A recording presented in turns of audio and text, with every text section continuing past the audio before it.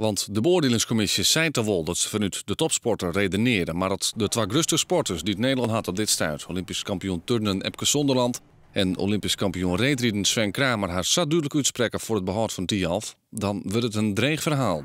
En ook de Frieske ijsclubs komen in verzet. Bij meerdere ijsclubs, heel groot tal, ik op persoonlijke titel soms, van ja, hoe kunnen we dit als gewest maar een ander in het noorden, hoe kunnen we dit tackelen, hoe kunnen we dit voorkomen.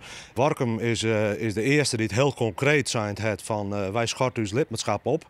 Maar horen worden als de zaak net veroordeeld, dan bedanken we. In Utrecht werden de handtekeningen zo binnen de voorzitter van de KNSB vlak voor haar bijeenkomst. 40.000 mensen gaan haar een handtekening zetten voor het behoud van Tialf voor de topsport. Die willen wij aan jullie overhandigen in de hoop dat jullie ook dit een stem willen geven in de uiteindelijke afweging die jullie maken, waar de nieuwe schaatsstempel gaat komen en de internationale wedstrijden.